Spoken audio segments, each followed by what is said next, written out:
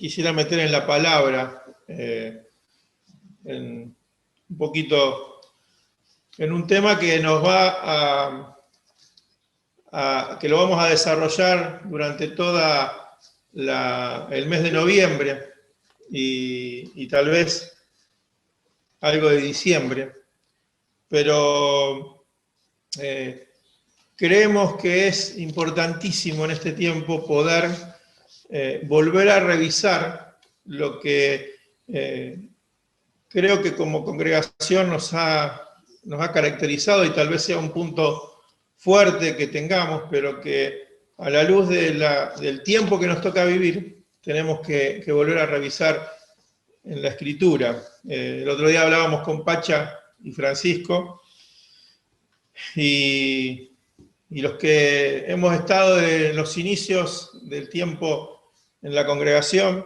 después post Hermanos Libres, ¿sí? Año 90, 91, yo era bastante joven en ese momento, y éramos una congregación de unas 10, 15 personas, no más que eso. Y habíamos entendido muy bien el tema de ser familia, de ser una comunidad de discípulos que se relacionan, que nos sostienen las relaciones. Y creo que eso lo hemos mantenido, pero en la medida que la iglesia, el cuerpo va creciendo, también sabemos que a veces el mismo nivel de intensidad, de comunión que teníamos, se hace más complejo seguirlo. Pero no por eso hay que dejar de refrescar lo que la palabra dice, y creo que en este tiempo es fundamental volver a revisar lo que el Señor enseña acerca de las relaciones firmes, de lo que sostiene al cuerpo de Cristo, que son nuestras relaciones. Por eso yo voy a hacer un pantallazo general hoy, y los próximos domingos de noviembre y seguramente algunos de diciembre seguiremos hablando del tema de las relaciones. Y quisiera que vayamos a leer Primera de Pedro 2, 4 y 5, porque es un pasaje que nos declara muy claramente cuál es la visión de Dios, ¿sí? En la Biblia encontramos un modelo celestial de lo que es la iglesia, y también encontramos un modelo terrenal de lo que es la iglesia. Podemos ver en Apocalipsis y en muchos versículos más de cómo va a ser la iglesia en la eternidad, hacia dónde aspiramos, hacia dónde queremos llegar. Pero también tenemos que trabajar el modelo de iglesia terrenal en este tiempo. Y este versículo de 1 de Pedro 2, 4 y 5 habla un poco de esto. Dice: acérquense pues al Señor, la piedra viva que los hombres desecharon, pero que para Dios es una piedra escogida y de mucho valor.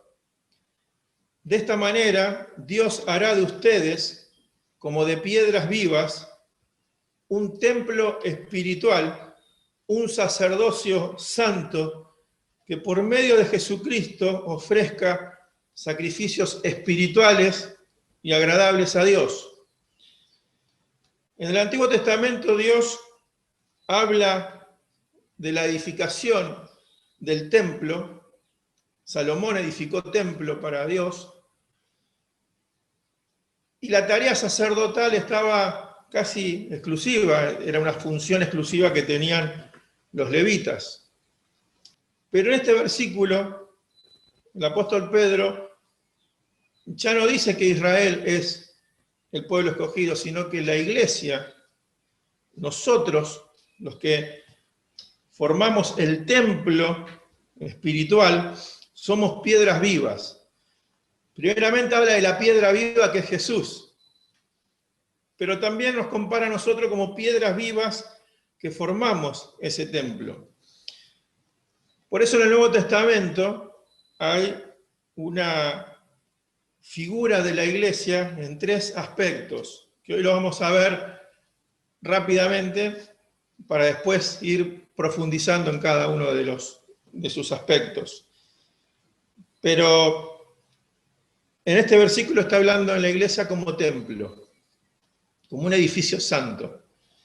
Y en el templo y en ese edificio en la antigüedad, los sacerdotes cumplían una función fundamental en el desarrollo de la vida dentro del templo. También en el Nuevo Testamento encontramos a la iglesia como familia y también encontramos la figura de la iglesia como cuerpo. Efesios 4:16 dice, y por Cristo el cuerpo entero se ajusta y se liga mediante la unión entre sí de todas sus partes. Y cuando cada parte funciona bien, todo va creciendo y edificándose en amor. Ahí tenemos un versículo que hace referencia a la iglesia como cuerpo. Pero me quiero centrar un poquito en la primera imagen de la iglesia como templo espiritual, con la función sacerdotal que debemos desarrollar dentro de ese templo espiritual. Para entender mejor, sirve mucho hacer un paralelo entre el sacerdocio de Aarón y el sacerdocio de Jesús. Aarón, hermano de Moisés, descendiente de los levitas, inicia el sacerdocio donde Dios le encarga que mantengan el desarrollo de la vida espiritual dentro del templo. Y su tarea estaba exclusivamente en trabajar dentro del templo. Así que había un sacrificio continuo dentro del templo desarrollado por los levitas. El velo del templo estaba cerrado. Al lugar santísimo no se podía acceder, sino solo una vez al año, luego de haber hecho el sacrificio de matar al cordero por el pecado de toda la gente, de todas las personas. Y año tras año había que hacer ese sacrificio. El mensaje del sacerdocio de Aarón es un mensaje que dice: no se acerquen al templo santo, porque la presencia de Dios puede consumirlos. Y el sacerdocio de Jesús es totalmente distinto, es todo lo opuesto. Es la culminación del plan de Dios. El sacerdocio de Aarón es un sacerdocio del hombre, el sacerdocio de Jesús es un sacerdocio espiritual que se desarrolla y continúa en la iglesia. El sacerdocio de Jesús dice que Él es el único y suficiente sacrificio.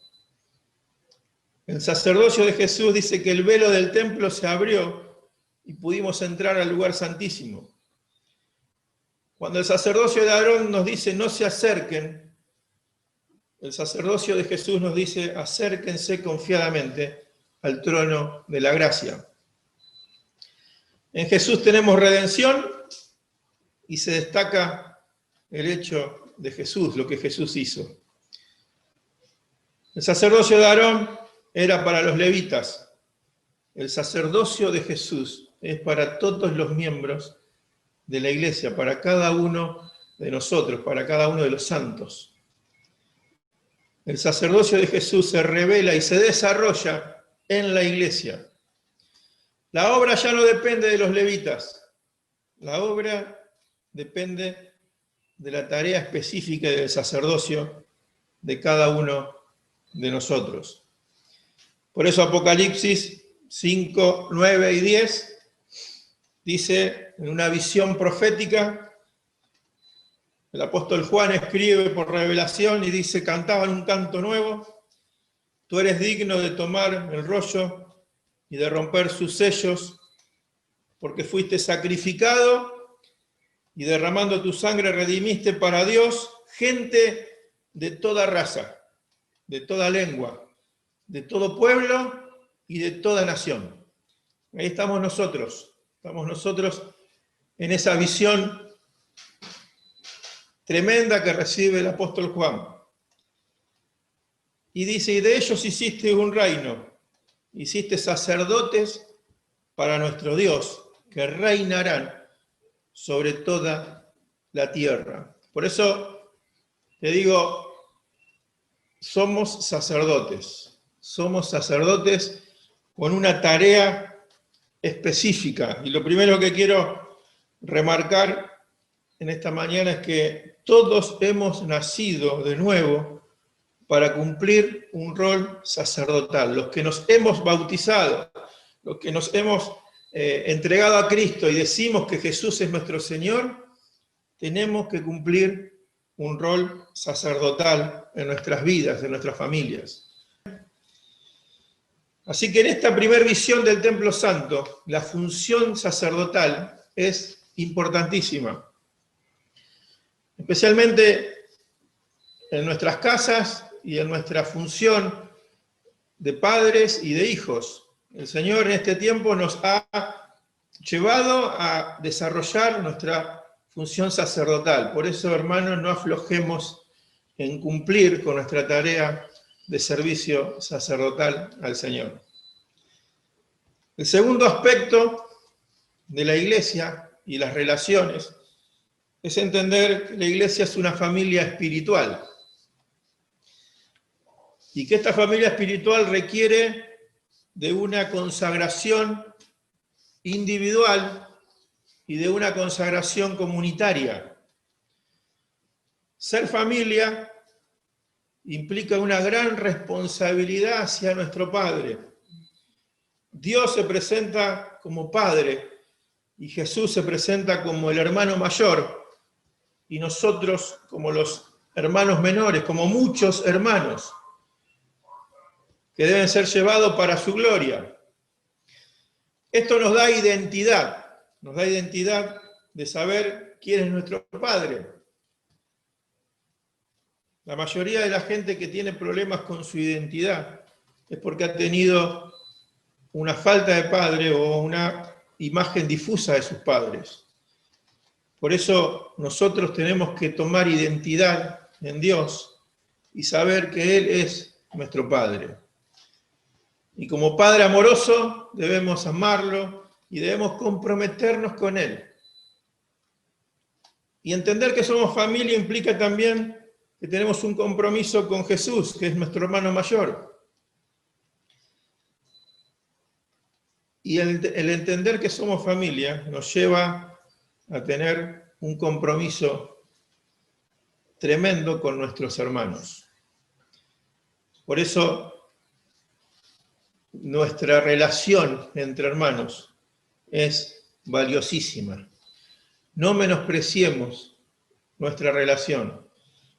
Nuestra relación es fundamental, de mucho respeto, pero de mucho compromiso. Cuando hablamos de familia y de iglesia, tenemos que pensar en que la iglesia se desarrolla con los principios de una familia. En toda familia hay una autoridad. En toda familia se enseña. En la familia reina el amor. En la familia somos auténticos. Somos espontáneos. En la familia de Dios hay eternidad y hay paternidad eterna. Con solo pensar que es con la familia de Dios con quien voy a vivir la eternidad. La iglesia se presenta como una iglesia triunfante y eterna. Así que en la relación de familia hay eternidad. En la relación de familia tenemos eternidad. Cuando pensamos en la iglesia como familia, debemos pensar en la centralidad de Cristo. Estamos revisando esto de las iglesias en las casas. Y lo primero que se nos viene a nuestro corazón es decir, bueno, los grupos caseros o las iglesias en casa, pero hay un paso previo al desarrollo de un grupo casero, de una iglesia en casa o en una localidad. Y es que en casa se viva según la realidad y la centralidad de Cristo. Cuando hay centralidad de Cristo en la casa, los padres se relacionan según el criterio de Jesús. planifican su semana según las actividades y el tiempo en Jesús y en la iglesia. La vida de la iglesia es prioritaria cuando Jesús es el centro de tu vida. Tu agenda está en función del Señor y en función de los hermanos. Y en este punto hay que crecer, porque a veces las actividades que hacemos como iglesia son actividades.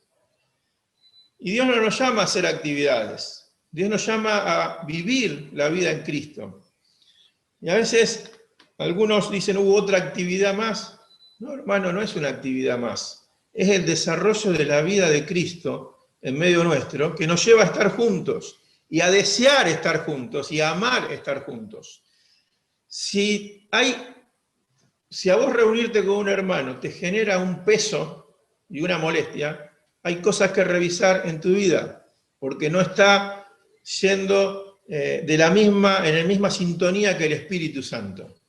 El Espíritu Santo nos quiere hacer unos, y la vida de comunión se disfruta, no es un peso. Obviamente, a veces no se podrá estar en todas las situaciones y acontecimientos y tareas que hagamos, pero no me refiero solo a eso, me refiero al anhelo, al deseo de querer estar en comunión con los hermanos. Entonces tu agenda, cuando Cristo es el centro, está en función del Señor y de los hermanos. Las relaciones entre las familias de la iglesia están centradas en Cristo. Por lo tanto, cuando tenemos comunión en Jesús. Las familias sanas sanan a otras familias. Nuestros hijos pueden proyectar sus amistades en Jesús. Sus vidas están de acuerdo a lo que Jesús dice, y también está de acuerdo a lo que Jesús dice sus redes sociales, sus ropas, sus celulares, lo que miran y lo que hablan. Aquellos que están solos en sus casas se encuentran en la relación de familia, el sustento emocional, el sustento físico, el sustento espiritual, para soportar esos tiempos de soledad. La evangelización se desarrolla mucho mejor cuando las familias evangelizan, cuando se mira al inconverso desde la familia. Por eso lo que sucedía en el salón debe suceder en tu casa. En tu casa debe haber palabra profética, debe haber alabanza, debe haber adoración, debe haber palabra de Dios, debe haber correcciones, debe haber amor.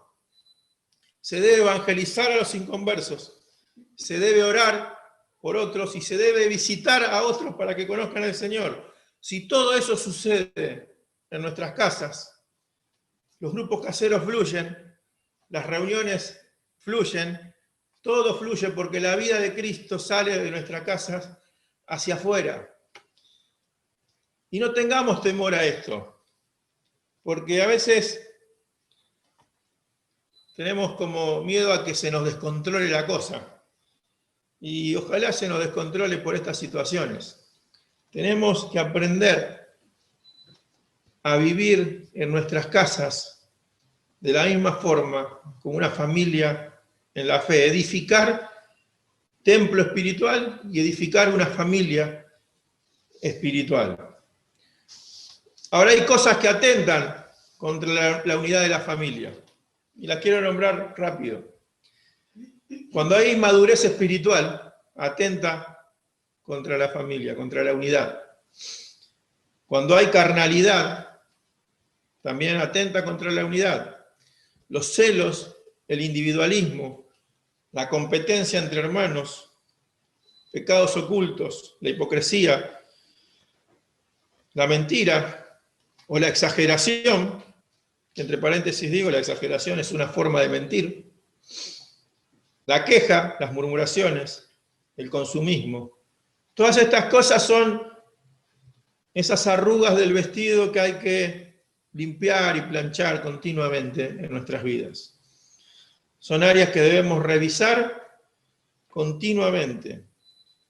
Por eso el apóstol Pablo, en casi todas las cartas, habla de la sumisión unos con los otros, del saber perdonar unos a los otros y del de esperar unos a los otros.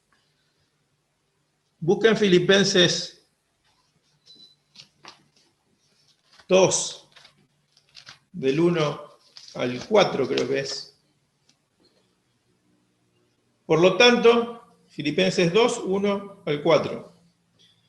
Por tanto, si hay alguna consolación en Cristo, si algún consuelo de amor, si alguna comunión del Espíritu, si algún afecto entrañable, si alguna misericordia, completen mi gozo, dice Pablo, sintiendo lo mismo, sintiendo el mismo amor, unánimes, sintiendo una misma cosa. No hagan nada por contienda o por vanagloria, antes bien con humildad, estimando cada uno a los demás como superiores a sí mismo, no mirando cada uno por lo suyo propio, sino cada cual también por lo de los otros. Y luego dice, ese versículo que sabemos de memoria, haya pues en vosotros este sentir que hubo en Cristo Jesús. A veces memorizamos eso y está muy bien porque es palabra de proclama, es querigma, nos hace bien a la fe. Pero nos olvidamos de la didaqué que está antes, ¿sí? La palabra de doctrina que está antes. Y estos 4 versículos encierran con profundidad cuál es la esencia de ser familia. Hay una palabra que los que hace mucho están en el Señor usamos para entender o descifrar qué es comunión. Koinonía. Y koinonía significa ser parte de algo inseparable. Cuando hablamos de comunión en la familia espiritual, hablamos de koinonía. Y koinonía significa ser parte de algo inseparable. Y eso tiene un peso espiritual distinto. Por eso el segundo concepto esta mañana es, todos los que somos de Cristo formamos parte de su familia, de algo inseparable, y caminamos juntos hacia la unidad perfecta en todas las áreas y que culmina en la eternidad.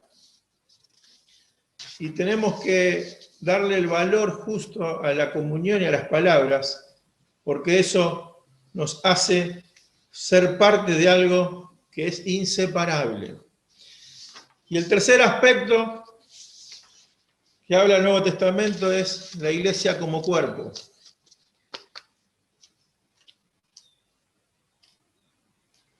Estos están en el mundo y yo voy a ti, Padre Santo. A los que me has dado, guárdalos en tu nombre para que sean uno, así como nosotros somos uno.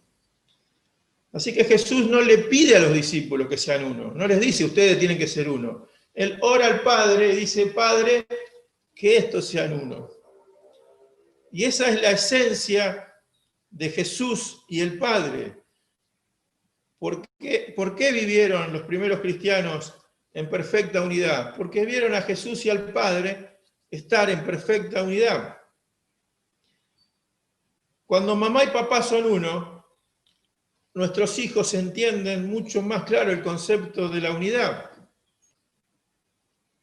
Por eso nuestra oración tiene que estar elevada al Padre y decir, Señor, que tu iglesia, que la iglesia, que nuestros hermanos seamos uno. ¿Por qué? Porque el cuerpo de Jesús fue puesto para ganar unidad. Él conquistó la unidad en la cruz. Efesios 2, 14, 17 dice, porque Él, Jesús, es nuestra paz, que de ambos pueblos hizo uno, derribando la pared intermedia de separación, aboliendo en su carne las enemistades, la ley de los mandamientos expresado en ordenanza, para crear en sí mismo de los dos un solo y nuevo hombre, haciendo la paz y mediante la cruz reconciliar con Dios a ambos en un solo cuerpo, matando en ella las enemistades. Y vino y anunció las buenas nuevas de paz a vosotros que estaban lejos y a los que estaban cerca. Jesús vivió en la unidad con el Padre y su cuerpo fue puesto para que seamos uno. Y nosotros como iglesia tenemos que vivir en esa unidad y perfecta unidad y ser uno con el hermano. En Efesios 4:3 dice, esfuércense, sean solícitos en guardar la unidad del Espíritu. Así que hay que ser esforzado en guardar la unidad. Cuando los discípulos o los apóstoles se peleaban para ver quién era el mayor, Jesús los corrige y le dice, entre ustedes no será así. Entre ustedes no será así. Hay una cultura del reino de Dios que es distinta a la cultura del mundo. El que quiera ser el primero, que sea el menor. El que quiera ser el mayor, sea el servidor. Esa es la cultura del reino. Esa es la forma en que el cuerpo de Cristo se relaciona. Hay una forma de resolver las cosas, que es la forma de Jesús, y no la forma de la que me parece a mí. Jesús marca un modelo, define una forma, marca una diferencia. Entre ustedes no será así. Y el Señor hoy vuelve a decir lo mismo. Entre ustedes es distinto. En mi cuerpo, en mi iglesia es distinto, dice el Señor. La unidad implica negación. La unidad se trabaja, se genera, se busca. La unidad es esfuerzo, es sacrificio, es humildad, es dependencia uno con el otro, es perdón y es libertad. La estrategia para que el cuerpo de Dios funcione está en Efesios 4, 15 y 16. Búsquenlo, por favor. Efesios 4, 15 y 16.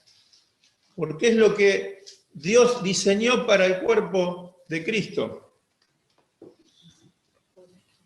Dice Efesios 4, 15, sino que siguiendo la verdad en amor, crezcamos en todo en aquel que es la cabeza, esto es Cristo, de quien todo el cuerpo, bien concertado y unido entre sí, por todas las coyunturas que se ayudan mutuamente, según la actividad propia de cada miembro, recibe su crecimiento para ir edificándose en amor.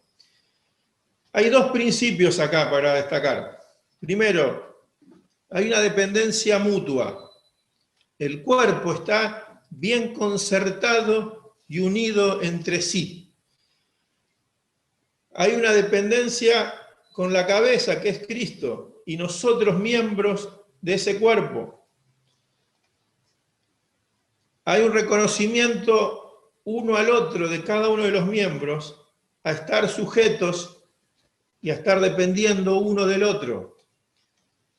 Lo que leí de Filipenses 2, del 1 al 4, grafica claramente eso. Y en este principio también hay una actividad de cada miembro. Cada miembro tiene una actividad que desarrollar.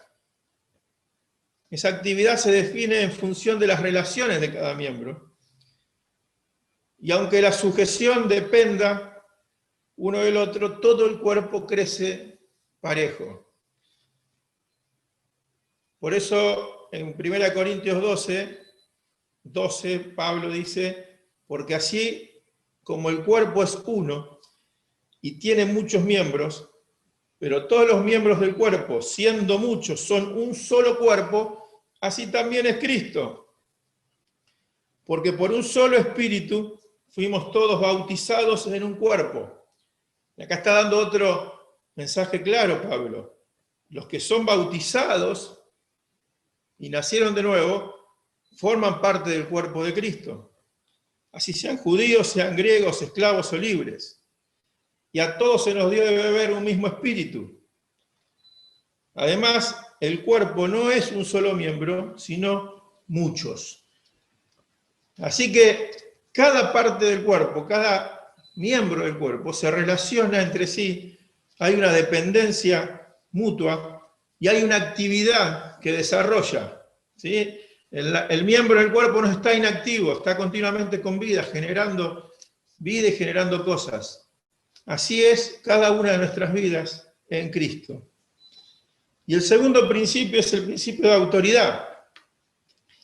Si leemos un poquito antes, en el versículo 12 de Efesios 4, vamos a encontrar que él dice que él mismo constituyó a unos apóstoles, a otros profetas, a otros evangelistas, a otros pastores y maestros, a fin de perfeccionar a los santos para la obra del ministerio, para la edificación del cuerpo de Cristo, otra vez la figura del cuerpo, para que todos lleguemos a la unidad de la fe y al conocimiento del Hijo de Dios, a un varón perfecto, a la medida de la estatura de la plenitud de Cristo.